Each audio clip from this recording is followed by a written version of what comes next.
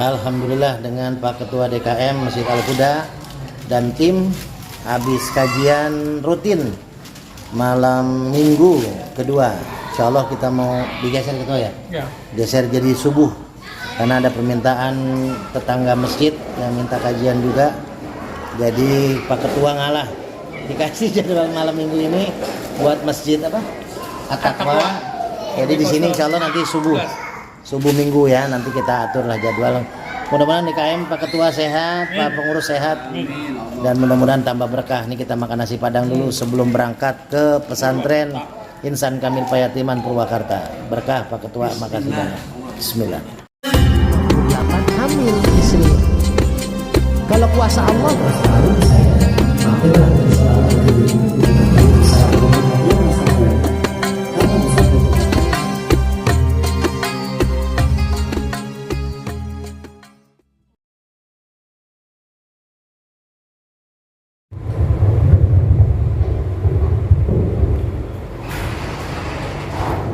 Bismillahirrahmanirrahim.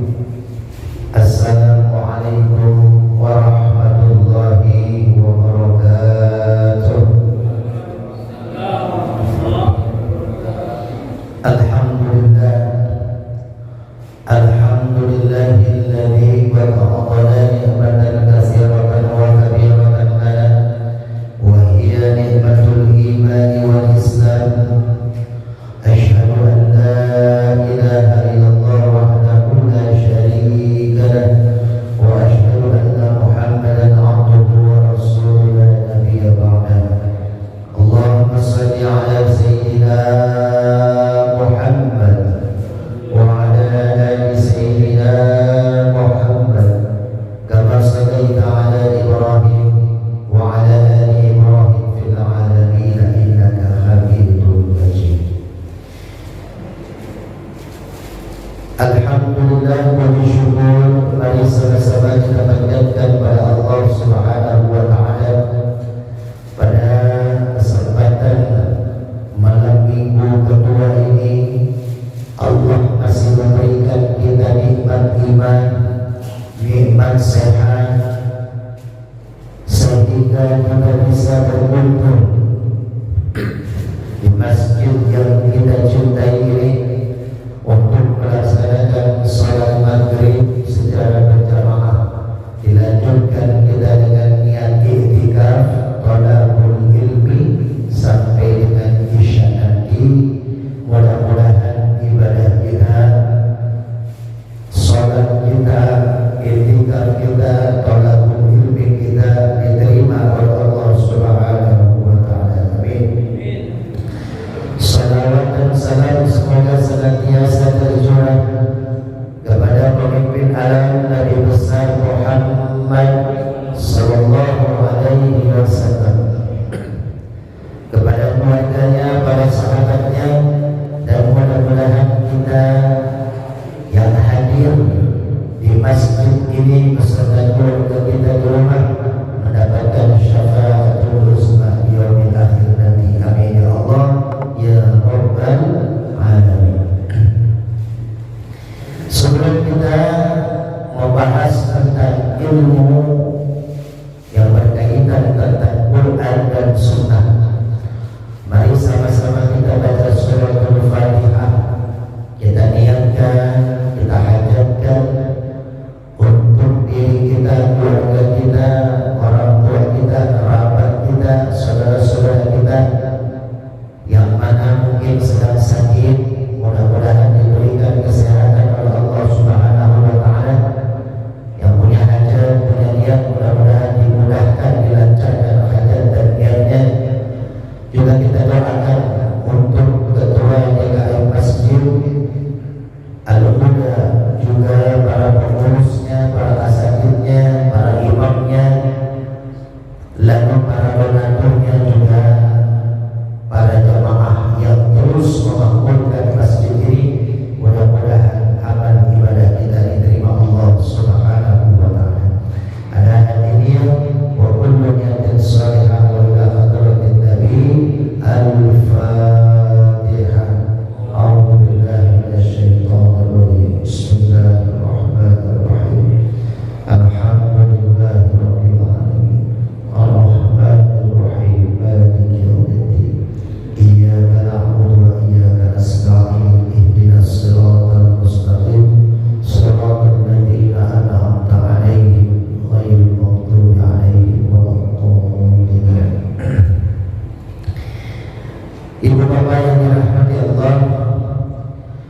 kemarin, bulan yang lalu kita membahas tentang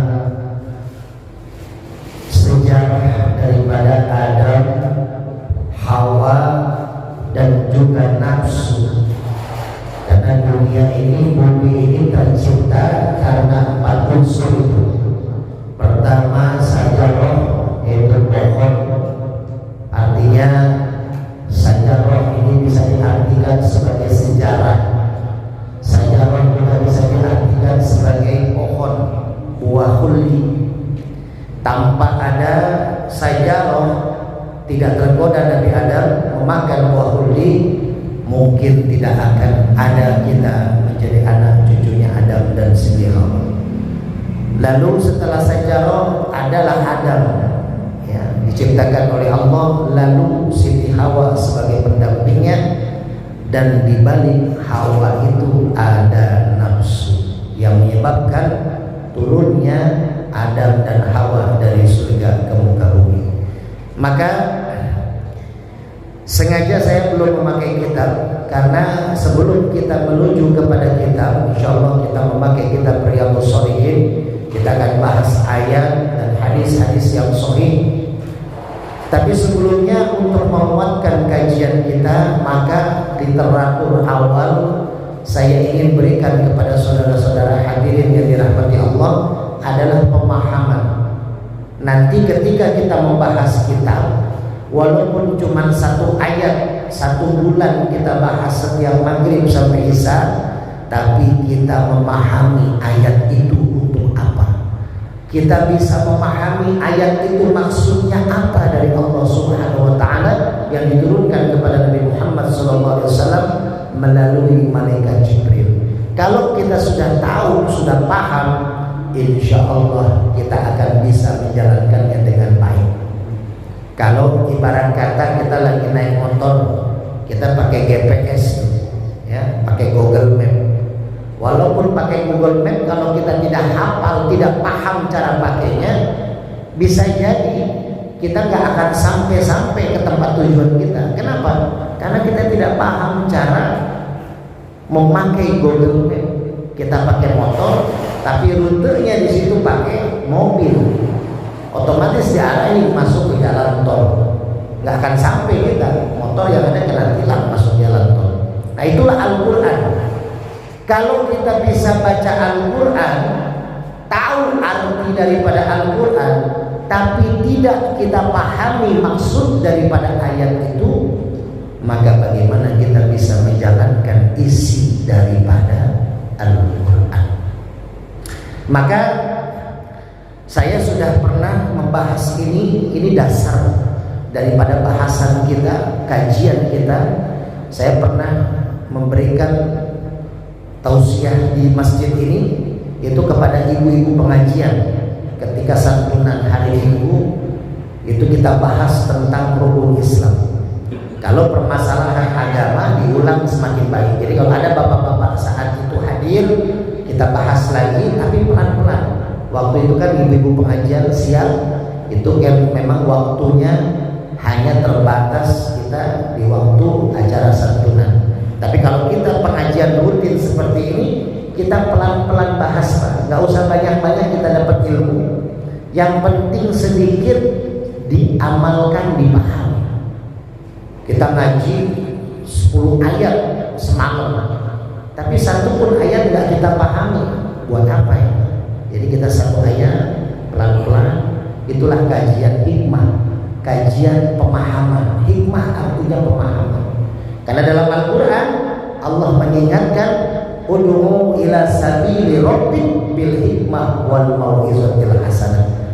Ajaklah orang, berdakwahlah, ajak kebaikan kepada orang lain bil hikmah, dengan pemahaman. Hikmah itu artinya memahami. Kalau kita memahami rekan kerja kita, maka insya Allah bisnis kita akan berjalan baik. Kita bertemu dengan teman, lalu ngajak bisnis, kita belum tahu karakter teman kita seperti apa, kita belum paham cara kerja dia seperti apa, maka bisa jadi usaha yang kita jalani bersama teman kita ini akan selalu ada clash. Karena masing-masing orang pasti punya pemikiran yang berbeda. Suami istri aja kan berbeda, makanya dijadikan satu.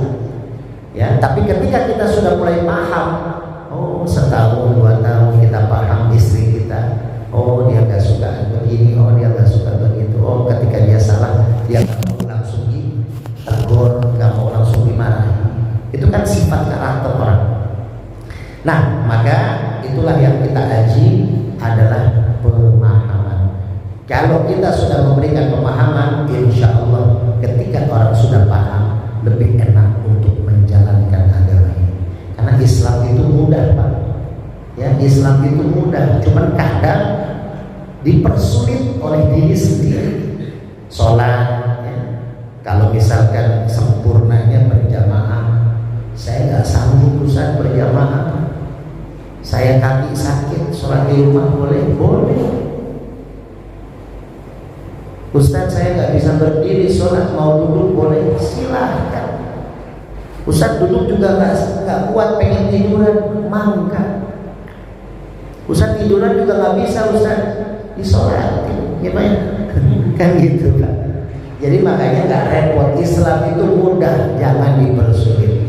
Jadi kalau orang mau memasuki Islam, misalkan ada jamaah kita baru mulai mau masuk masjid, baru mulai mau sholat, ya, wah ini orang kemarin nggak pernah ke masjid, tukang nongkrong, main kartu, ya, diledekin sama kita, tumben ke masjid. Itu besok bisa jadi kita nggak mau masjid lagi, Pak. Kita jadi dosa karena kita membuat orang yang mulai diberi hidayah tidak jadi datang lagi ke masjid. Kita rangkul, kita ajak bil hikmah wal mau'izatil hasanah, dan dengan cara yang baik. Jangan menghardik orang, jangan orang-orang yang belum ke masjid kita katakan wah ini neraka. Kita aja yang ke masjid Pak, belum tentu dijamin masuk surga. Karena urusan surga urusan Allah. Maka untuk lebih memahami tentang diri kita, tentang agama kita, mari Pak kita bahas pelan-pelan. Ya, ini biasanya tidak bisa selesai sampai dengan Isya, tapi insya Allah biar Bapak ada semangat nanti bulan depan semangat hadir lagi. Ya. Ini saya ibarat katakan biar lebih mudah. Kita belajar Islam dulu Pak. Saya yakin semua orang sudah paham tentang Islam di luar kepala. Tapi yang jadi masalah pemahaman ini, apa karena pemahaman yang memang secara global, apa secara mendalam? Kalau ditanya rukun Islam pasti semua orang tahu ada 5: syahadat, sholat, puasa, zakat, haji, ada 5. Tapi apakah kita paham daripada rukun-rukun ini? Apa kita paham daripada poin-poin ini? Kita bahas pelan-pelan. Ini saya ibarat katakan adalah Islam di kelas ini. Islam itu dipegang oleh 5 rukun. Ini 5 nih Pak. Jempol syahadat, telunjuk sholat, jari tengah zakat, jari manis puasa Ramadan, jari kelingking haji. Kalau orang mengaku Islam lalu dia pegang Islam dengan 5 rukun, kuat tidak Pak Islamnya Pak? Kuat ya? Karena tidak jatuh di gelasnya. Kalau orang mengaku Islam menjalankan 5 rukun secara benar, nah nanti kita akan belajar benarnya seperti apa. Ya, apakah syahadat kita sudah benar? Apakah sholat kita sudah benar?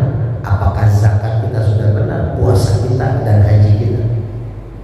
Nah, tapi secara global, kalau saya mau coba buktikan pentingnya di 5 rukun itu yang mana, kita copot satu Pak. Nih kelingking tadi apa Pak? Haji. Orang mengaku Muslim, mengaku Islam, tidak melaksanakan haji atau belum melaksanakan haji, masih bisa dikatakan Islam Pak? Masih. Kenapa? Karena gelasnya kayak jatuh ya. Karena haji bagi yang mampu. Kalau nggak mampu haji, jangan dipaksakan. Jual rumah, jual tanah, udah gitu tanahnya bukan tanah sendiri, tanah orang dijual kan itu ya, resiko itu. Nah haji bagi yang mampu. Kalau nggak mampu, nggak usah paksakan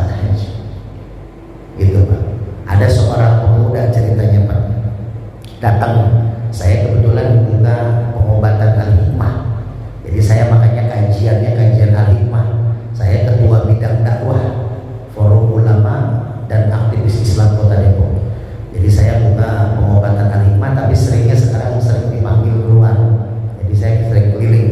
Semalam kemarin pagi saya ceramah di Pluit, Jakarta. Sorenya saya ngobatin di Pondok Duta, non muslim, minta berobat, dia agak stroke ringan. Terus malamnya saya ngobatin seorang ustadz di Tipar, ya, dengan anak perempuannya saya obatin sambil zikir rumahnya. Terus subuhnya saya ceramah di Tipar di tempat ustadz itu. Jadi saya keliling ini Pak, pengobatan dakwah. Nah, ada seorang pemuda datang ke majelis zikir saya di Gasalam. Dari sini tepat 10 menit sampai rumah saya di pinggir tol Cijago. Datang ke rumah, Ustaz, saya mau berangkat haji Ustaz. Punya impian, punya niatan ingin haji Ustaz. Wah, bagus, saya bilang. Haji itu adalah ibadah yang sangat luar biasa. Kenapa? Karena kita datang ke Mekah, ya, kita sholat di depan Ka'bah, kita sholat di Masjidil Haram, kita sholat di Masjidil Aqsa, bahkan kita sholat dan doa di depan Ka'bah, yang tidak diterima doa orang, sholat orang di depan Ka'bah. Nanti Pak, ya, kita bahas nanti kenapa orang berdoa di depan Ka'bah mustajabah. Ada 4 rahasia. Nanti pelan-pelan kita akan sampai ke sana, ya. Jadi ada 4 rahasia kenapa kita kalau doa di depan Ka'bah itu mustajabah. Dan bisa tidak kita berdoa di rumah kita, di masjid kita, seperti doa di depan Ka'bah yang mustajabah. Karena kan apakah hanya doa di depan Ka'bah saja mustajabah? Berarti kalau doa di Masjid Al-Huda, doa di rumah percuma dong. Ternyata doa dimanapun akan nyampe dan diterima Allah asal kita tahu rahasianya. Nanti saya bongkar pelan-pelan.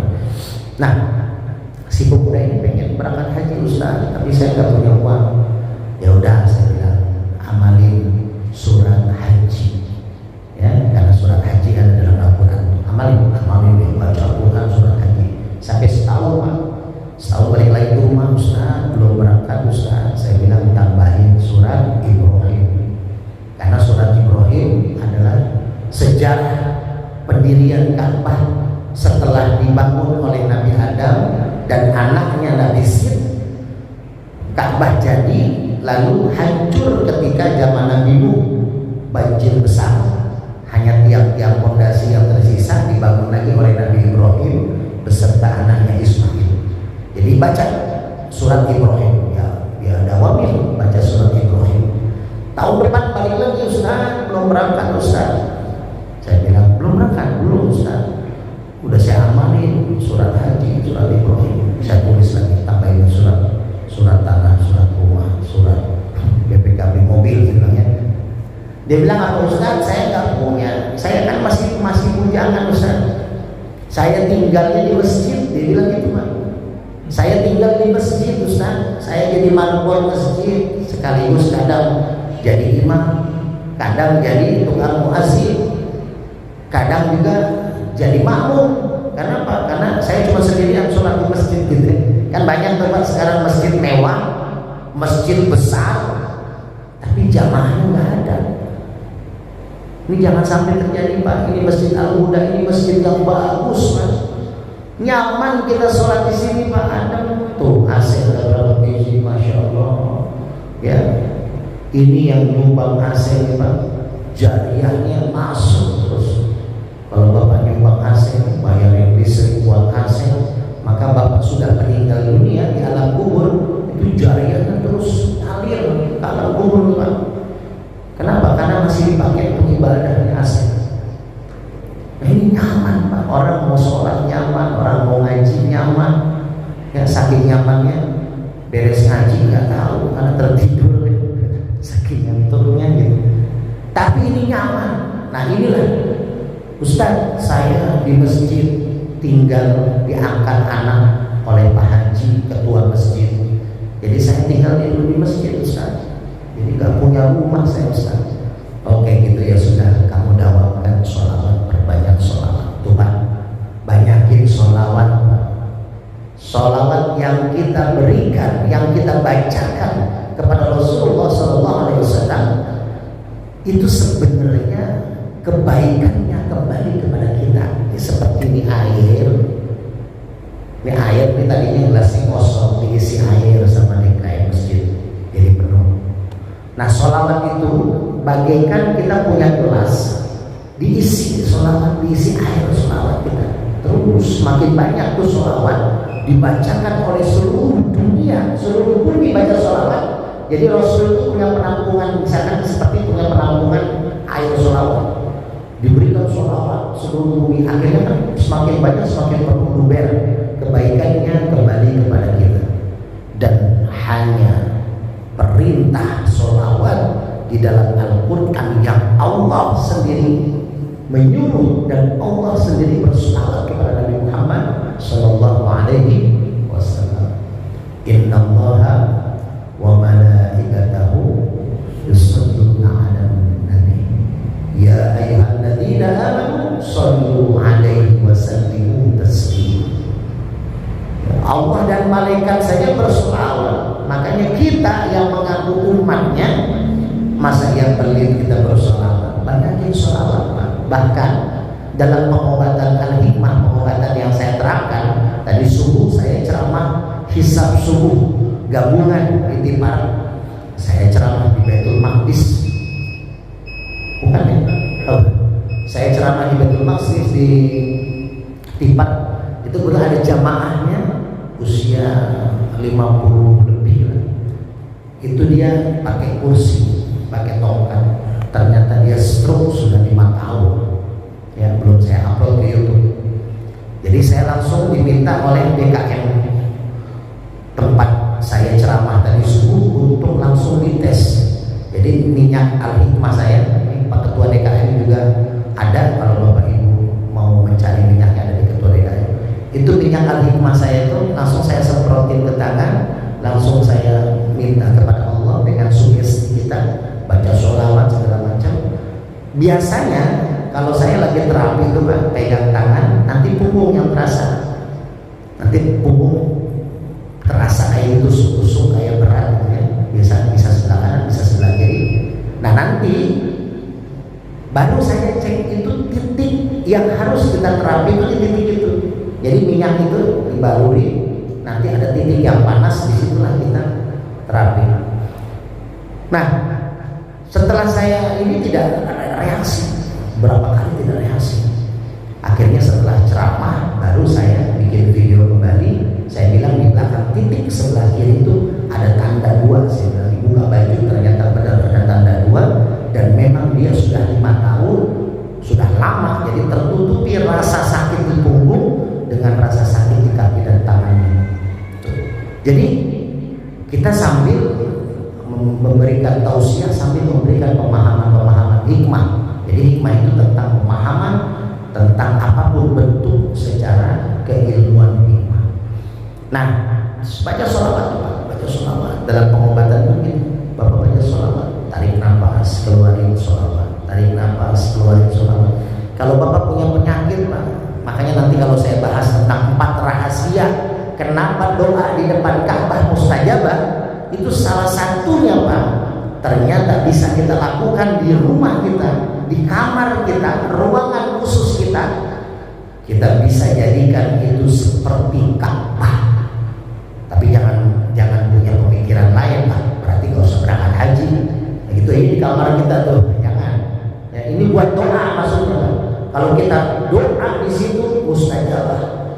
Kita bikin air, anak kita sakit panas, anak kita setip segala macam, tinggal baca air, baca doa, baca sholawat, baca bismillah, insya Allah.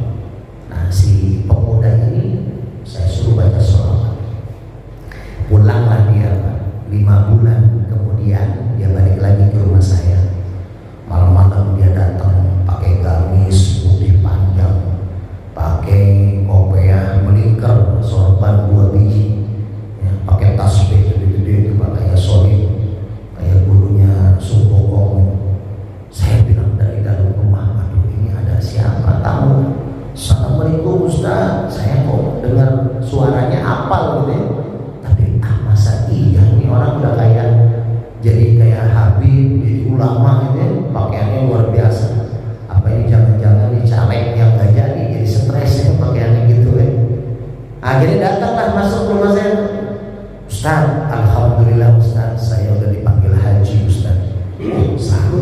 kaget Pak. Ini orang pemuda baca sholawat 5 bulan balik lagi sudah dapat panggilan haji. Tapi saya curiga Pak, ketika 5 bulan sebelum dia pulang dari rumah saya, 5 bulan yang lalu itu belum musim haji. Lah kok dia bisa dipanggil haji? Jangan-jangan stres bener. Ternyata dia cerita, Ustaz, pulang dari rumah Ustaz 5 bulan yang lalu, saya pulang ke rumah, ternyata di masjid tempat saya tinggal ada bendera kuning. Saya tanya, ternyata ketua DKM masjid, Bapak akan saya Pak Haji meninggal dunia. Akhirnya saya karena merasa dianggap anak, saya bantu keluarga Pak Haji untuk persiapan tahlilan selama 7 malam. Kopi saya bikinin, kacang rebus saya siapin, bangku saya beresin sampai 7 malam tuh kan. Setelah 7 malam keluarga besar Pak Haji diskusi rapat, saya dipanggil. Nah, kamu tuh udah kayak anaknya Pak Haji, kamu luar biasa soleh, ya, kami tahlilan kamu bantu selama 7 hari tidak kenal lelah. Maka kami sekeluarga ingin menawarkan kepada Anda mau tidak nanti Bu Haji setelah masa idah selesai 4 bulan 10 hari kamu nikahi sebagai istri. Diterima sama si pemuda itu Pak. Jadi setelah udah masa idah dinikahi, karena dia nikah sama Bu Haji dipanggil apa Pak? Nah itu dipanggil Pak Haji. Jadi salah satunya cara pengen dipanggil Haji Pak, kalau belum punya duit, nah berarti Bapak cari Bu Haji yang single. Nah itu kalau Bapak juga single gitu ya. Jadi haji mah gak wajib Pak, jangan dipaksakan ya. Puasa ini kita copot lagi nih, orang mengaku Islam tidak melaksanakan puasa, sama puasa pun bagi yang mampu, nanti saya bahasnya di bulan Ramadan. Terus zakat pun sama, wajib bagi yang mampu. Nanti ada satu hari tersendiri saya bahas tentang zakat. Tapi kalau Bapak penasaran, Bapak bisa buka YouTube saya, Guru Hikmah Official, tentang sejarah zakat.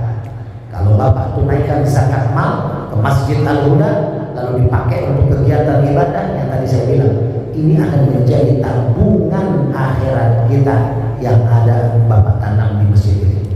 Bapak nyumbang ke masjid 1 juta tiap bulan, itu tabungan akhirat kita, nggak akan pernah habis, bahkan bisa terus mengalir.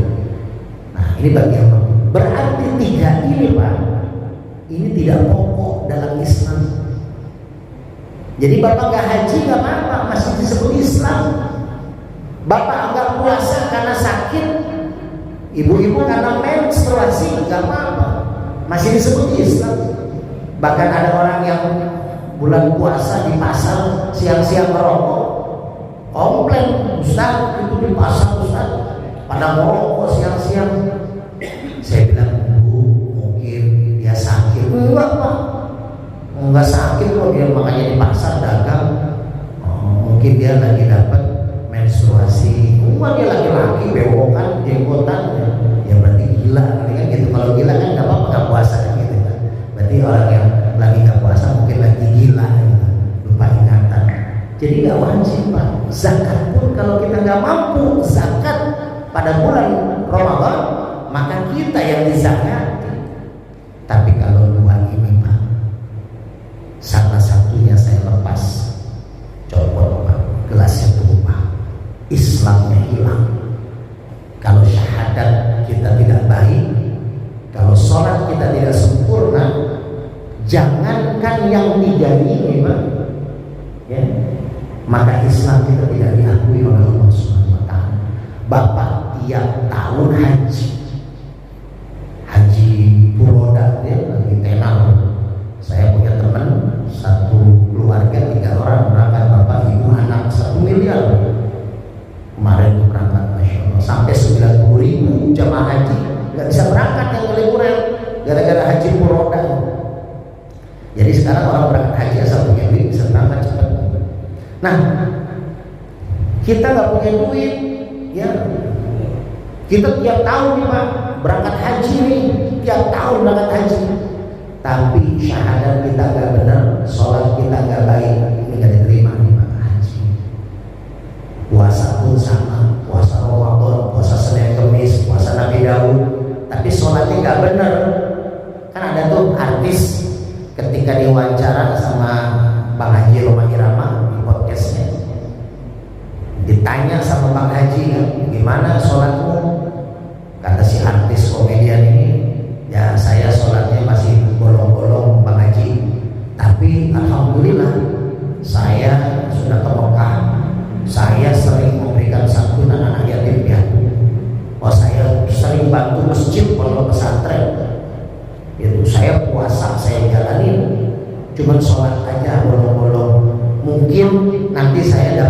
surga dari pahala kebaikan saya yang tadi, bukan dari sholat. Kata Bang Haji apa? Percuma kamu gak akan diterima ibadah kamu yang lain kalau sholat kamu tidak diterima. Ya, makanya hati-hati Pak. Kita baik sama orang, sedekah tiap hari, ya, kita puasa Senin Kemis, tapi sholat sering kita tinggal, atau sholat tidak sesuai dengan apa yang dianjurkan oleh Allah dan Rasulnya, yang dicontohkan oleh Rasulullah. Nah ini Pak, nanti bulan depan kita khusus bahas tentang sholat. Ingetin saya Pak. Jadi kita tentang sholat. Kenapa? Sholat itu ternyata, kan katanya sholat itu bisa mencegah perbuatan keji dan munkar. Inna sholata tanha anil fahsya'i wal munkar. Sesungguhnya sholat bisa mencegah perbuatan keji dan munkar. Tapi kenapa? Coba Bapak tengok, ada nggak orang yang rajin sholat tapi dia masih doyan judi, doyan minum, doyan main cewek? Banyak Pak, banyak. Orang yang sholatnya rajin tapi rajin juga maksiatnya. Kalau kata kita mah STMJ itu, sholat terus maksiat jalan. Sholat merajin, maksiat jalan terus. Lah bagaimana Ustaz? Ada salah satu yang konsultasi ke saya, seorang brimob. Ustaz, saya pengen benar Ustaz, saya pengen berubah jadi orang baik. Bagus saya bilang. Gimana caranya Ustaz? Saya bilang perbaiki sholat. Diperbaiki sholatnya Pak. Oh, sholatnya rajin, sholatnya benar-benar tepat waktu di masjid Pak. Tuh, sholatnya di masjid tepat waktu. Tapi dia cerita lagi sama saya berapa bulan dia sholat. Ustaz, saya sholat udah jalani Ustaz. Kata Ustaz kan paling utama sholat. Kata Ustaz juga sholat bisa mencegah perbuatan keji dan munkar. Itu bukan kata saya, kata Allah lewat Al-Quran, lewat Nabi Muhammad SAW. Nabi Muhammad gak akan pernah bohong. Kenapa? Karena dalam Al-Quran, wa ma yantiqu 'anil hawa in huwa illa wahyu yuha. Apa yang diucapkan oleh Rasulullah itu wahyu, gak akan pernah bohong. Lah, tapi kenapa Ustaz? Saya sholat sudah saya jalani tepat waktu di masjid, tapi saya masih doyan minum Ustaz. Saya masih doyan main judi sama teman-teman saya, katanya. Masih doyan main cewek. Nah Pak, kenapa bisa seperti itu? Mungkin kita pun merasa iya ya, saya sholat sudah rajin di Masjid Al-Huda ini, subuh, maghrib, isya, ya duhur, asar mungkin di kantor. Tapi kenapa ya, kok saya maksiat kadang masih ringan saya jalani? Ini kita kupas Pak ya, mudah-mudahan nyampe. Tapi kalau enggak kita sambung bulan depan. Ini tentang sholat penting, karena kan sholat hari-hari. Awwalu ma yuhasabu as-sholat. Awal amalan kita yang dihisab, yang ditimbang oleh Allah melalui malaikat nanti menimbangnya adalah sholat. Idza shaluhat amalu kullu. Kalau sholatnya diterima, sholatnya baik, maka seluruh amalnya baik. Wa idza fasadat amalu kullu. Kalau sholatnya buruk semua amal. Kenapa nih Pak? Quran gak akan bohong. Sholat bisa mencegah perbuatan keji munkar. Tapi kenapa orang sholat masih bisa maksiat? Kuncinya kita buka rahasianya pelan-pelan. Pertama ayatnya, ini kadang kita kalau nggak paham gitu Pak. Jadi kita baca ayat dengan artinya saja, tapi kita tidak pahami secara hikmahnya. Awalnya apa? Aqimis sholat. Aqimis sholat. Inna sholata tanha anil fahsya'i wal munkar. Awalnya dulu kita aqimis sholat. Apa artinya aqimis sholat? Siapa yang bisa jawab? Saya kasih minyak kali hikmah. Aqimis sholat. Apa artinya Pak? Dirikan sholat. Pak maaf Pak, ini minyaknya Pak. Ini minyak kali hikmah Pak. Ini bisa buat pengobatan. Cara pakainya buka YouTube saya aja. Guru hikmah official. Aqimis sholat, dirikan sholat. Ada dirikan, ada aqimis, ada if'anis. ada dirikan sholat, ada kerjaan sholat. Nah ini harus kita pahami. Bisa jadi sholat kita selama ini cuman if'alis sholat, bukan akimis sholat. Perintah Allahnya akimis, bukan if'ali. Kalau if'ali itu mengerjakan sholat, kalau akimis sholat mendirikan sholat. Apa bedanya Ustaz? Mengerjakan dengan mendirikan. Kalau mengerjakan, datang azan, Allahu Akbar, Allahu Akbar, kita langsung ke masjid, ambil air wudhu, terus kita masuk masjid. Setelah qomat, kita takbir, Allahu Akbar, sholat. Selesai sholat, Assalamualaikum warahmatullahi wabarakatuh. Pulang, udah nggak ada urusan dengan sholat yang tadi. Itu namanya mengerjakan. Kalau mendirikan, ada azan datang, kita ambil wudhu, kita sholat takbir, Allahu Akbar. Kita paham itu pas sholat, Allahu Akbar. Kita lupakan. Makanya Imam Asy-Syafi'i ini benar-benar tertib, Pak.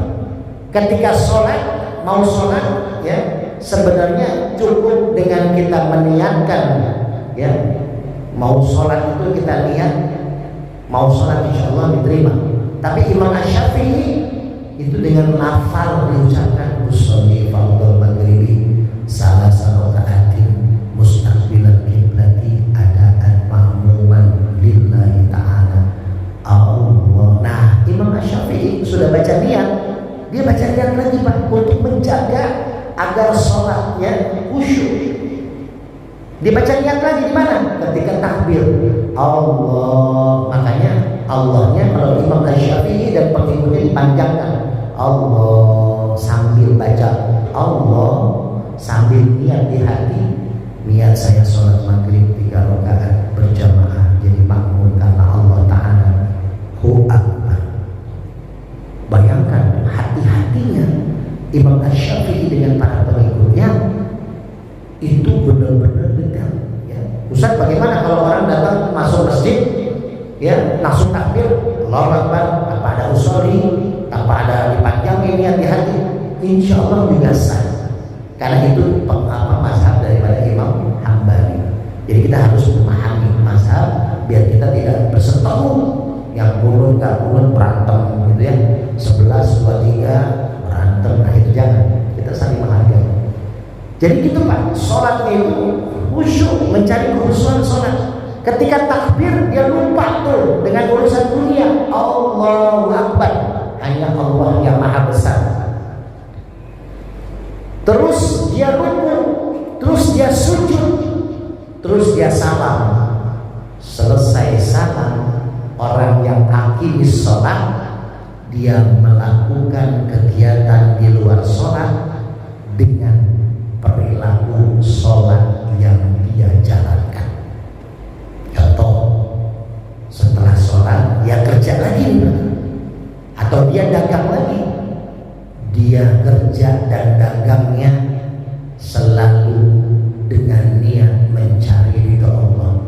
Inna sholati wa nusuki wa mahyaya wa mamati lillahi rabbil. Sesungguhnya sholatku, ya, hidupku, matiku, apa yang aku lakukan itu untuk mencari ridho Allah Subhanahu wa Ta'ala.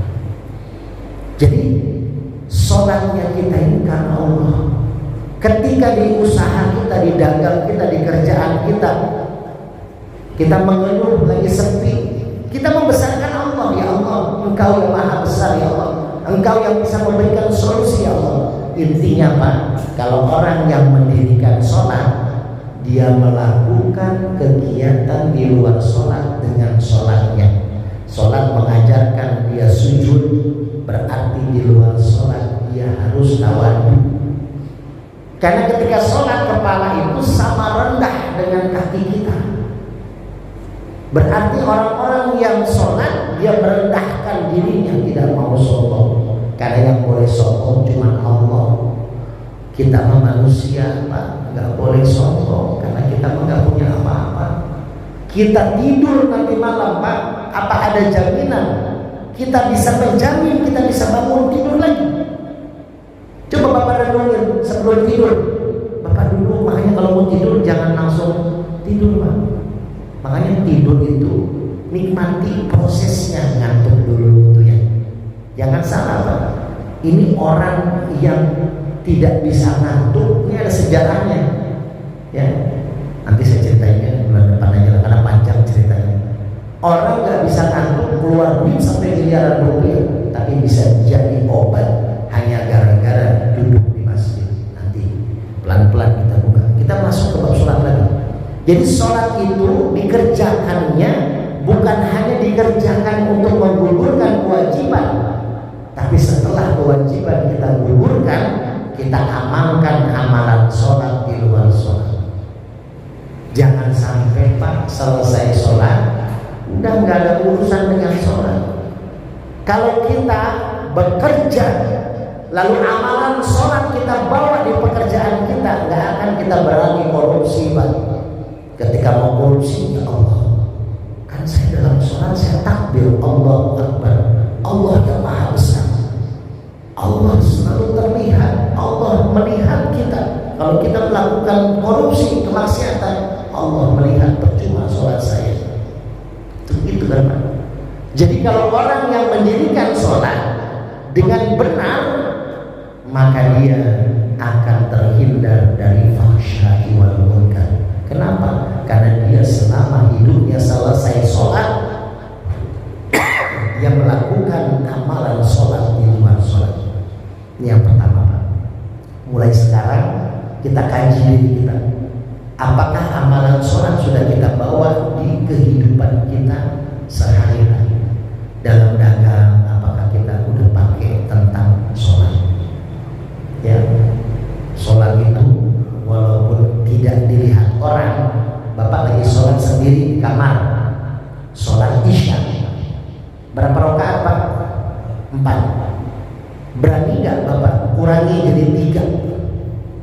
Nggak ada orang nih Pak, nggak ada yang lihat, nggak berani Pak. Padahal cuma Bapak doang yang ada di kamar.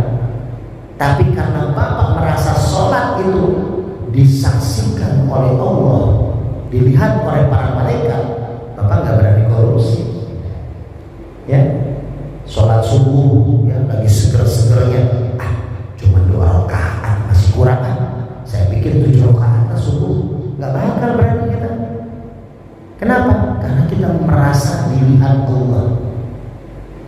Nah, maka kalau kita bekerja, kalau kita dagang, kita pakai amalan sholat kita di dalam dagang kita, dalam kerjaan kita, kita akan merasa diawasi oleh Allah.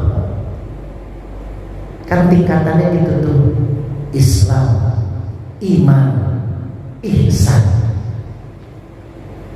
Apa itu ihsan? Anta budallah ka'annaka tarah, fa illam takun tarahu fa innahu yarak. Ini tingkatan tinggi Pak. Jadi kita nih baru bahas Islam nih Pak, belum iman. Apalagi ihsan, tingkat lebih tinggi. Orang yang ihsan itu apa? Anta budallah ka'annaka tarah. Dia ibadah kepada Allah. Ibadah itu bukan hanya sholat Pak, kerja juga ibadah, dagang juga ibadah.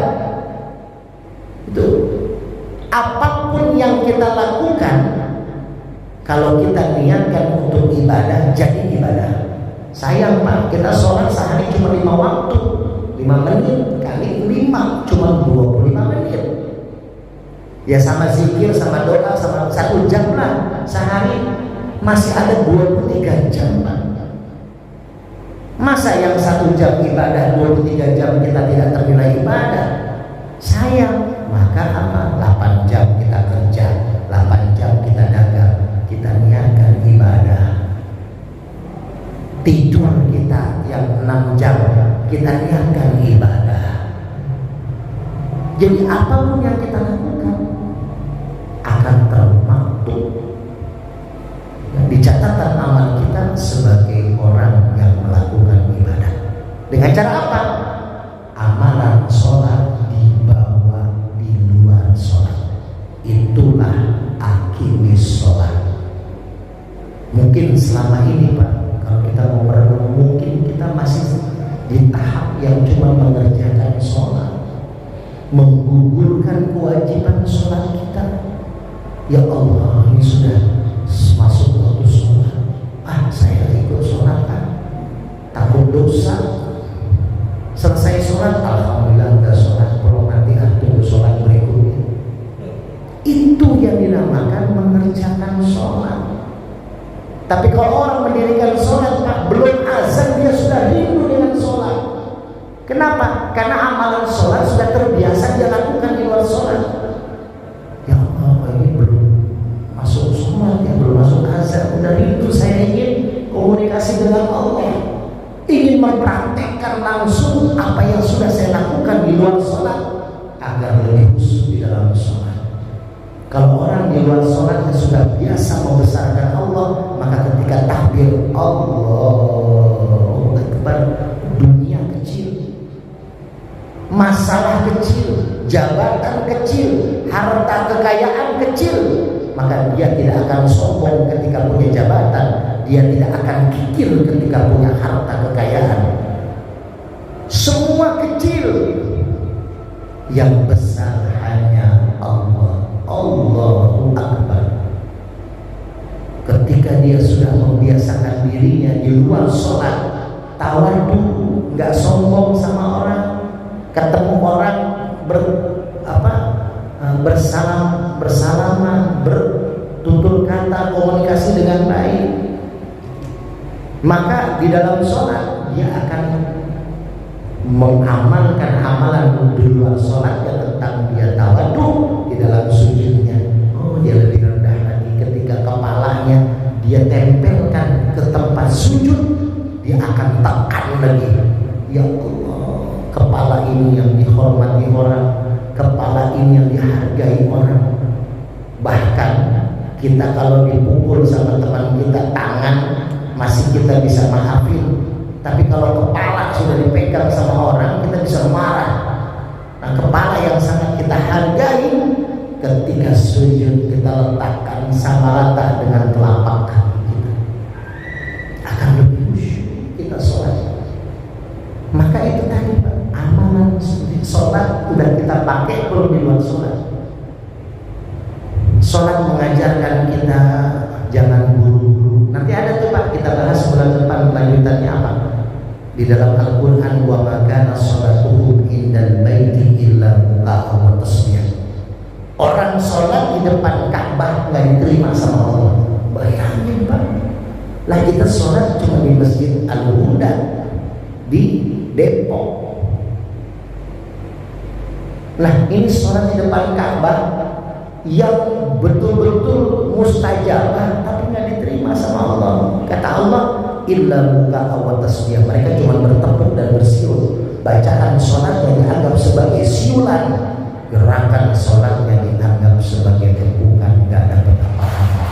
Hati-hati Pak. Kenapa? Karena ada rahasia kenapa sholat kita diterima.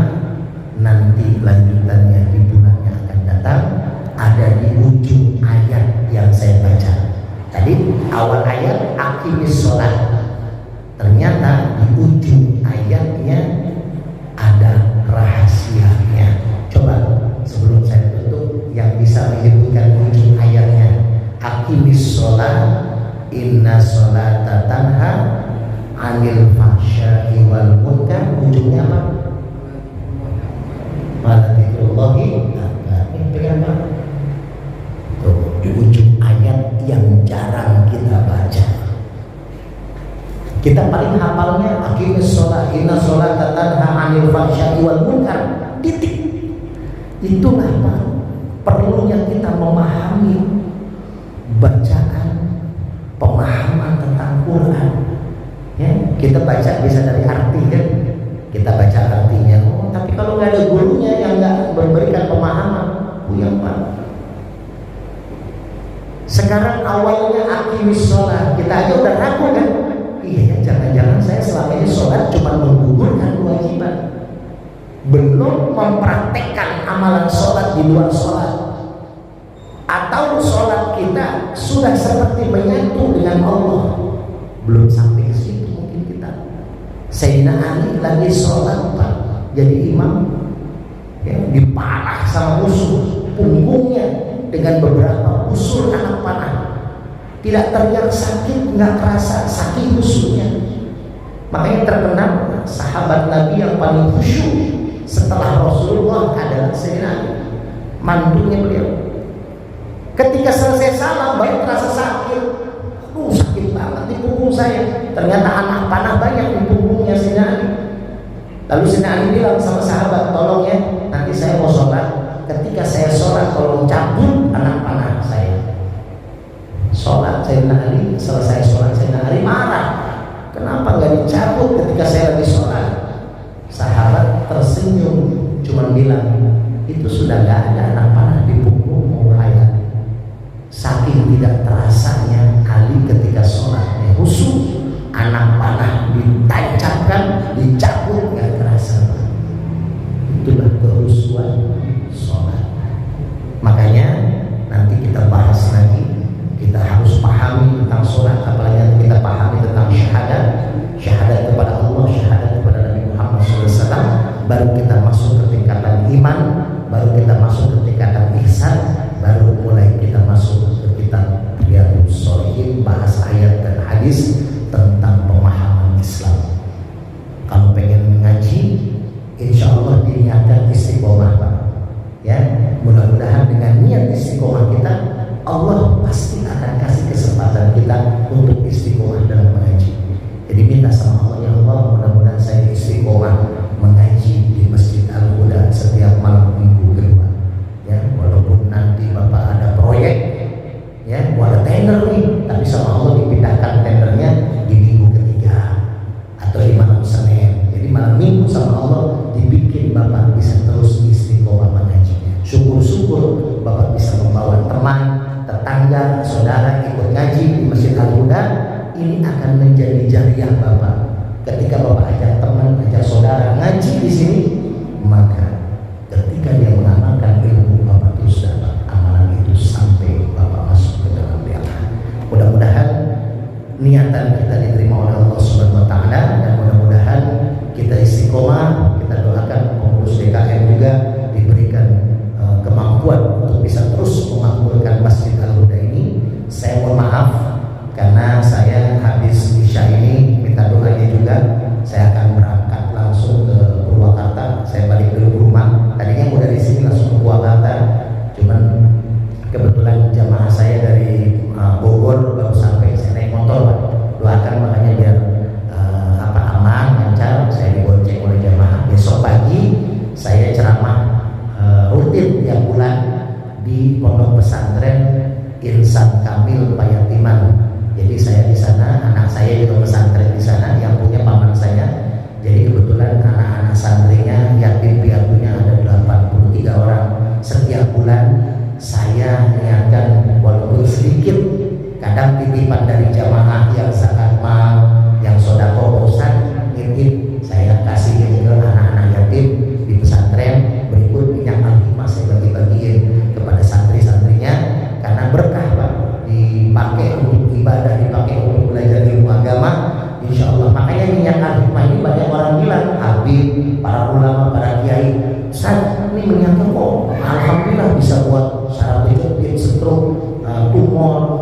Yusuf Mansur, Kiai Yusuf Mansur pernah juga nyoba minyaknya. Kiai Dimyati, Habib itu banyak lagi Depok, termasuk Imam Budi Hartono, Pak Wakil Wali Kota Depok, saraf kejepit, pesan minyak 1000 botol. Saya bilang bukan minyak ini yang memberikan manfaat, karena doa anak-anak yatim, karena zikir yang kita masukkan ke minyak ini, dan doa anak-anak yatim. Insya Allah Pak, ya, saya besok pagi santunan sekalian ceramah, nanti minggu sore baru pulang. Saya minta doa, mudah-mudahan dilancarkan perjalanannya. Insya Allah paling nyampe jam 12 malam sampai Purwakarta. Mudah-mudahan kita bisa bertemu di bulan depan di kajian selanjutnya. Saya mohon maaf, wabillahi taufiq wal hidayah, wal afu minkum, wassalamualaikum warahmatullahi wabarakatuh. 8 hamil istri. Kalau kuasa Allah